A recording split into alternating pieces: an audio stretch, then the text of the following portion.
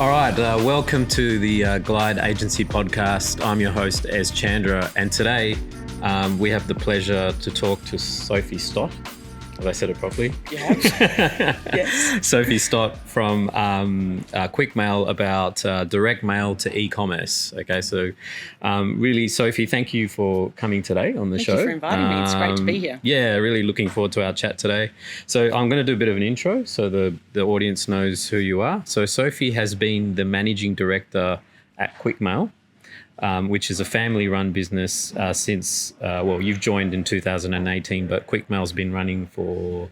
we'll be 30 years old this year. Yeah, that's so amazing. I started as Managing Director in 2018, but I actually started working in the business in 2007. 2007, okay. So QuickMail has a range of services, including direct mail, printing. However, the growing part of the business is e-commerce fulfilment, and that's obviously what we're going to be talking to Sophie about today, and third-party logistics and so forth. Sophie has completed a Bachelor of Agribusiness and Marketing degree from Muresc Institute of Agriculture, and is also the owner, along with her husband Colin, and Director of Heavy Duty Solutions and Heavy Duty Diesel and a hydraulics company. So quite amazing. So yeah, Sophie, that's your intro. So quite impressive. So look, we're just going to start off with I think I'd like to learn a little bit more about the journey because you mentioned, obviously that you started really in a traditional mailing service or mailing space, so I guess similar to Australia Post and what they're going through today. But could you tell us a little bit about that journey and how that's sure. transitioned? Yeah. So the business was started by my father back in 1992, and very traditionally in the mailing space. So and quite manual mailing as well, so folding and inserting of letters and items. Over the years, he purchased more machinery, so we got big folding machines, plastic wrapping machines, inserting machines, and also the technology that goes with that, so the ability to be able to generate barcodes for the letters to be able to receive the discounts from Australia Post. And over the last so let's say the first 20 years of the business, he really grew the mailing side of it. And I guess a lot of the assets that he invested in would have lasted for a really long time. Yeah, the great thing about that business is a lot of the technology, the big machines, is quite simple machinery, so it lasts for quite a long time. So we have quite a big warehouse where we do all this work. And you're still using the same We same are, stuff. yeah. It's amazing. It's pretty cool. The plastic wrapping technology hasn't really changed much in 50 years, so that, those machines do last. Okay. They just need to be maintained. But I suppose when I came in, I wanted to put my stamp on the business, and I could see that mailing numbers were decreasing. As a business, QuickMail didn't do a lot of transactional mail, so we didn't have a lot of the phone bills and the electricity bill work. That went to some of the bigger mailing houses. So we didn't see that decrease, but obviously with the introduction of people using email a lot more, the increasing price of mail, people started sending mail less. And we could see that happening over 10 years ago. So we started to build this capability in fulfilment and distribution. We built a platform that can handle stock levels and receiving of orders. And so we just started to grow that over time. But it's been a big journey to make that transition from a really traditional mailing house to having the combination of services. And we're at a point now where I can see the fulfilment and distribution side of the business is really going to take over. Off. Yeah, that's great to hear. So I just wanted to take a step back, and because you sort of saw the price increasing and then orders decreasing for the traditional mail, did you have an idea of what that was like? What was the percentage of reduction in? Was it was it very consistent? Or was it exponential? You know what I mean? It was just going down slowly year on year. So it wasn't a massive drop that we saw. And as I say, because we didn't have that transactional mail where everyone stopped getting their bills via the post, we didn't see that huge drop. For us, it was just a very gradual decline. Okay. And so that gave us an opportunity to go, right, what can we do? How can we shake this business up to make sure that we're still relevant. Which is kind of after good 30 years. because it was a gradual decline. The data was right there. It was staring at you, but there was still time to make some adjustments. You know what I mean? Whereas with COVID, that's really flipped certain industries, I guess, overnight. That's right. Yeah, we had time to make some decisions. And I think the timing was right because you've had this e-commerce business, fulfillment business set up. Was it like prior to COVID, just prior to COVID? We've been working on it, as I say, really for over 10 years, but really since I took over, so 5 years ago, it became my focus. It became my drive to grow ourselves in this fulfillment and distribution space. But it's hard to break into, you know, and we've got this big ship of a company and changing direction is difficult. Yep. So we had to change the way we spoke to people about what we did. We had to change the attitudes of the team. We had the staff, we had to build the platforms, and then we had to get customers. And so you need to have some experience in that to grow off that. And we were lucky to get, not lucky, we won a contract with the Department of Health. And for this exact work, fulfillment and distribution. And I mean, talk to me about those attitudes and, you know, especially around the team. I'd love to know about, you know, what was it in particular that you had to kind of feel like you needed to change? Was it behaviours? Was it core values in the team? Was it their approach to work, you know, from traditional mail to e-com fulfillment? I don't think the team issues were a massive one. Okay. We're a really small team. Yes. So I think when we had to make these changes, the people could see why we needed to do that. So, the majority of them are going to be on board with that. The hardest thing was to find the funding to build the platform and then, like I say, just get out there and find good customers that you want to work with. And also curious to know, because obviously with your dad starting the business and stuff, prior to, you know, you coming in as managing director, were you involved in the business at all?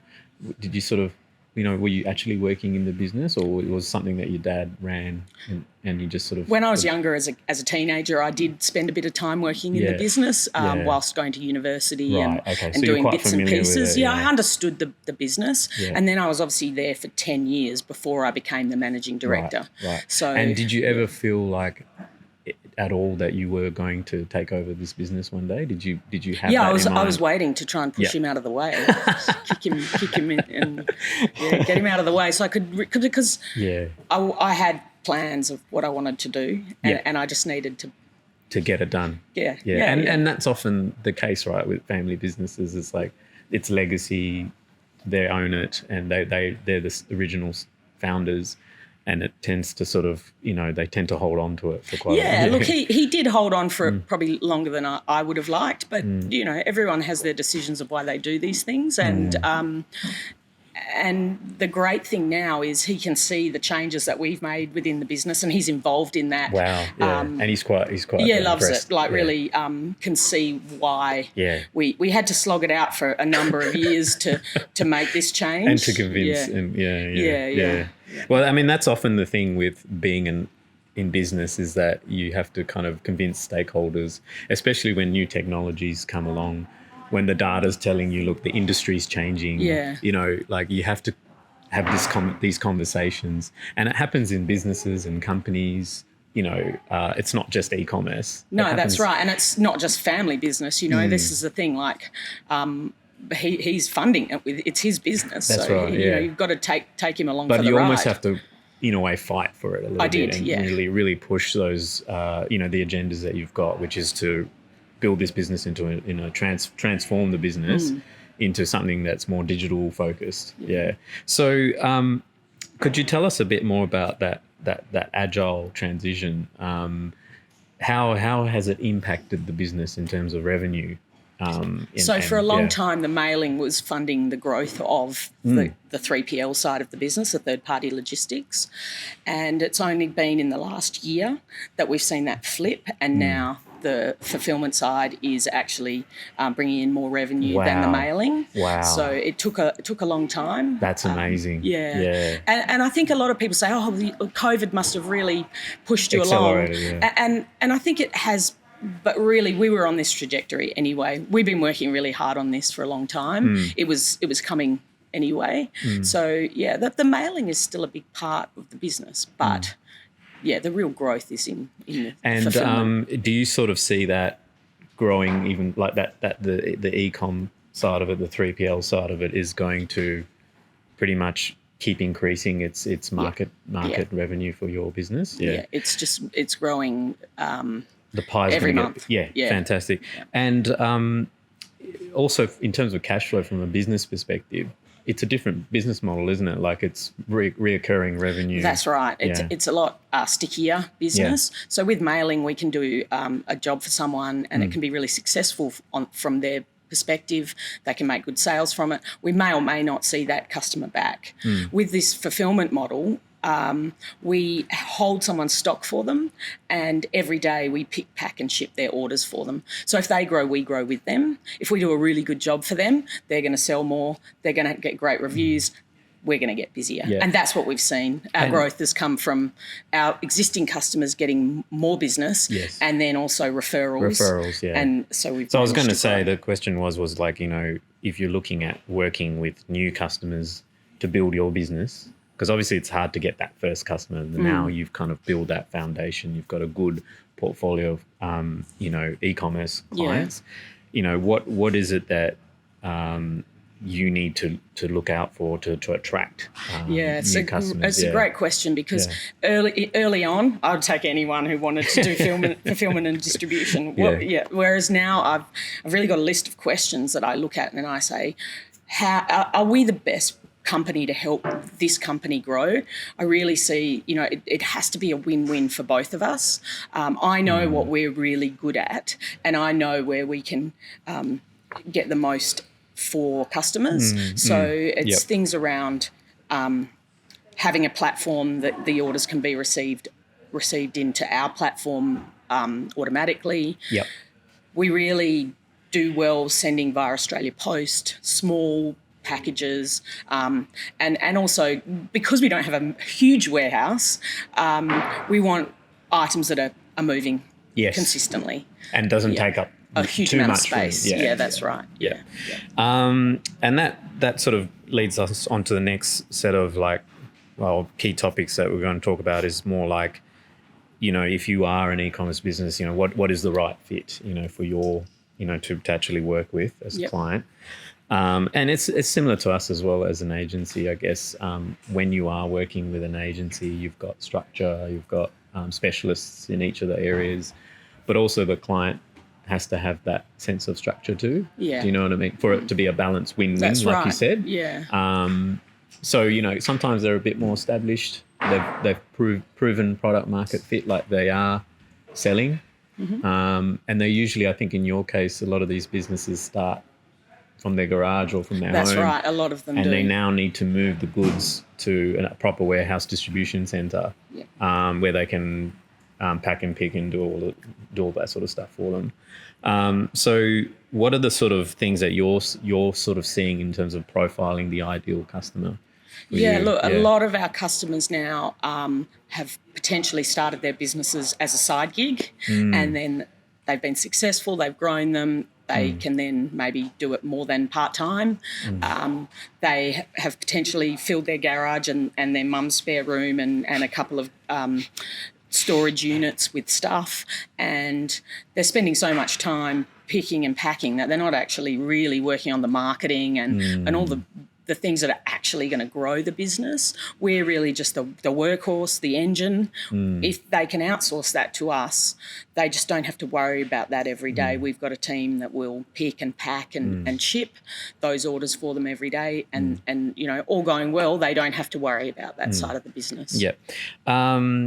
And is there sort of any, you sort of come across a lot of startup businesses.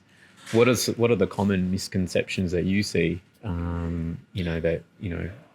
that you can provide? Well, the first one is a lot of people don't even know that there's companies that do what we do, which astounds me. But I suppose it is a relatively new offering, particularly around the e-commerce side of things. So, everyone knows you can get a warehouse and store big pallets and, Woolworths and Coles store these things and move them around. But when you're talking a small player, I think they sometimes don't realise that there are actually businesses that can help them. Okay. So a lot of people think that they have to do it themselves. They've just got to do it themselves. Yeah. They've got to have their own warehouse and they've got to also distribute themselves.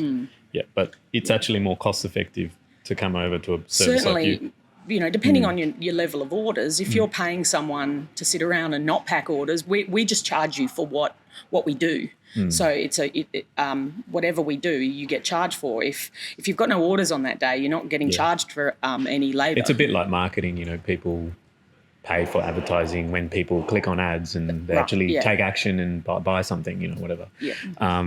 Whereas if they see the ad, you don't really get charged. Yeah. You know what I mean? So it's a little bit similar. Okay, so and do you find that there's a bit of a requirement for these businesses to be a bit flexible or find a bit of a balance in what they're doing? In terms of when they move to a 3PL or? Well, I guess, when they're a startup, I guess they're very set in their ways in terms of what they do. If they're making decisions around their business, certainly I sit around the table with a lot of people who might be at that startup stage. So they've got a great idea. They may have the product being currently manufactured. They're waiting for it to come in. The sort of things they start thinking about are the packaging, which website platform should they use, how are they going to manage their returns? It's all the basic all stuff. The shipping side of things. Yeah, there's a lot to think about, and it can be quite overwhelming. It is. So that's certainly something we can just sit down and talk it through. Yeah. So you would say, look, Shopify is really good because it integrates with our system. That's right. And that sort of stuff, and it sort of deters them from going out and doing some other, using some other platform. There are a lot of platforms out there, and they've all got their strengths and potential weaknesses. But we'll work with any platform, and we're integrated with a number. But certainly, if you're looking at Shopify, that the majority of our customers are using that. Do you work with WooCommerce as well? We do. Yeah. Do you have a preference? No. Okay. Now you're also building your own platform, which is a SaaS investment that you guys put a lot of effort and energy into. Could you tell us a little bit more about it? Sure. So this has been, we've been building it for over 10 years. We call it GetQuickmail. So it is basically an order management platform that links with Shopify or WooCommerce. Awesome. So if someone goes onto your Shopify store and buys a pair of safety glasses, that order will come directly through to us within a couple of seconds. We can then pick and pack that order and then ship it out via the required method, and then it will send the tracking number back to Shopify, which then can ping off all those automatic emails saying, hey, here's your order and here's your order's been picked and packed and here's your tracking number. Okay. So it manages that side of things. It also looks after the inventory. We're just constantly building on that. So we've built some features around it that we can handle bundling within the system. So quite often you need to pay extra for those kind of apps on the platforms. So that's particularly like websites, just for the viewers. Obviously you've got your product that you buy, but then clients will often want customers to add more to their cart and basically increase the average order value. That's right. Yeah. So you'll often have to not just pack one item, but 4 or 5 other items together. Yeah. So it makes shipping costs more efficient. That's right. And there can be issues around inventory management there, depending on how your platforms work. So the way that our platform, what we've built, enables a more seamless inventory management system there. And typically, do your clients have like large SKUs, or are they quite narrow in terms of the product range? Both. So we've got some customers that have one SKU, and we have one customer who's got nearly 2,000 SKUs. That one must be a bit tricky. Yeah, and they're quite small. Well, the majority of them are quite small items. Yeah. But yes, that's a lot. Now, okay, cool. We'll move on to the next topic, which is around customer growth and success. Can you give us some stories of like clients that you've seen kind of go from, basically very minimal orders to like, Yeah, sure. Yeah. So, as I say, in the early days, you're scraping to get the best customers that you can, or any customer. And we did pick up a customer, Safe Style. They do safety glasses, and Tim, the founder, is a great guy, and he's developed these safety glasses that actually look good. And it's just been a whirlwind success. He's done an amazing job with that business. So they started off doing, sort of 10 orders a day with us, and I think it's been about 4 years now. They're doing 200 to 300 a day. A day? Yeah. Worldwide? And just actually they do have a fulfilment house in the US as well. Wow. So we tend not to ship the stuff to the US. We did in the early days. You just look after the Australian orders. Australia and other. That's amazing. How much are the glasses like on average? Do you know the average? Around $50, I think, but don't quote me on that. Yeah. And obviously he does a lot of bundling. Mm. And the great thing when you're thinking about an e-com business, I mean, any business model, you want something that's going to have that recurring revenue. And one of the great things about his product is tradies use and abuse them. They're wonderful, great quality, but, my husband's a tradie. They'll just throw them on the seat. Yeah, or they'll drop something, they'll drop a hammer on it or whatever. So he does tend to get that. And, repeat customer, yeah. And then obviously try different ones and stuff. Yeah, because they're stylish. You've got to have it in every different colour. So he's just done a wonderful job with promoting his business, and really one of the things I think he's done really well is putting himself in the brand. Because the marketing has just really been about legends and he's personified it a little bit. He's done a really good job. He speaks to that audience because of his profile, I guess. And I mean, that's what I love about the growth of e-commerce is like some of these products are really niche and they just fulfill like one it's the one problem that they're trying to solve, and that's it. And trying to do everything. It's not like he's got a million SKUs and he's trying to cover everything when it comes to trades wear. That's right. Just be really specific. Do what you do really well. Any other businesses? So we've got another business who does supplies into tattoo parlours. So he does everything. He's the one with a lot of SKUs. So he does all the things that a tattoo artist might require in their business. And he was a startup when he came to us, so hadn't had a sale at all, and just really done a great job. Again, I think he's put a lot of himself in the branding and has been really methodical about how he's built his business, and that's just going great guns, and we're going to see some goals kicked by him. Yeah, that's cool. And I think you were talking about like with his particular business, I think there's a way that he does his packaging or something. So when we sat down with him at the beginning, when I was looking at quoting up doing the work for him, because it was a startup, he didn't know how many orders he was going to have per week or per day. And obviously, that's the sort of thing that's going to change over time and hopefully go upwards. He talked about some branded boxes and but we didn't really know what size box to get, how many of them, how many different size boxes, and it can get quite an expensive exercise. So what we did off the back of the fact that we have our mailing house, we have a lot of boxes that we can repurpose. So I said to him, well, let's repurpose these boxes. And then he and his marketing team went out and did a page on his website really promoting the whole idea of reusing boxes. So it's like sustainability. That's right. And I think the market that he's targeting, the younger generation of tattoo artists, that's really important to them. So it was one of his most visited pages on his website. And now what he finds is when he goes and visits his customers, they actually give him the box back and he brings it back to us and we reuse it. So, it's not always about having your branding on everything. You can do things differently. I mean, that's a really good insight there, because I guess, with e-commerce, like, there's a lot of unboxing videos. That's right. Yeah. That's almost like an experience itself when you receive a product and you open that box.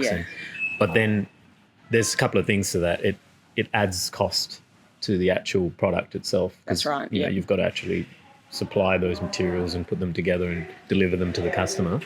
And then it's also a bit of a headache because if you don't have those boxes available, you can't ship the goods, or That's there's right. a bit of a you've got to make sure you've always got enough boxes in stock. Yeah, so this is kind of really thinking outside the box. So I didn't mean to make that joke. That was just Look, and I think each and every business needs to look at that for themselves and work out what their values are and what their customers would like, and then Okay, cool. And going on to that next part of the podcast, which is like around tips. Do you have any other tips? I mean, that's kind of one, which is packaging. Like, how do you choose what's the right packaging, and whether you use customized packaging or reboxing or reusable boxes? Sorry.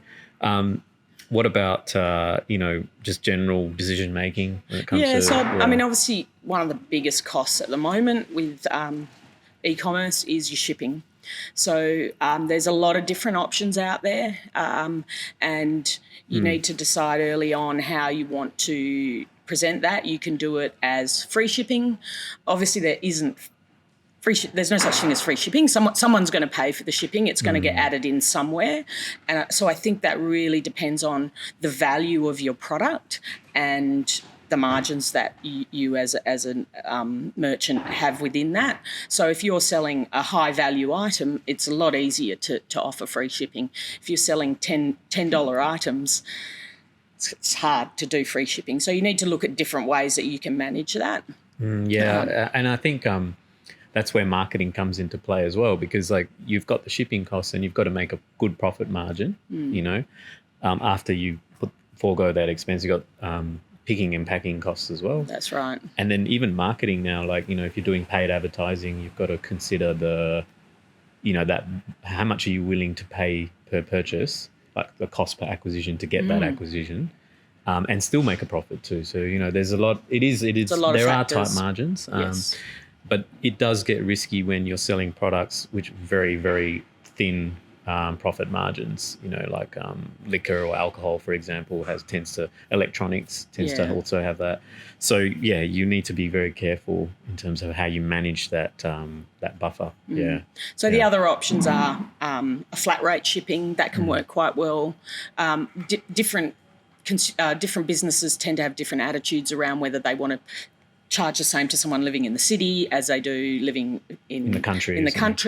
Some of my customers say, well, they live in the country, they should pay more, and others say, no, I want everyone to pay the same. So that's really up to the individuals as well. And I think the good thing about this is you can start and you can do something and you can change your mind.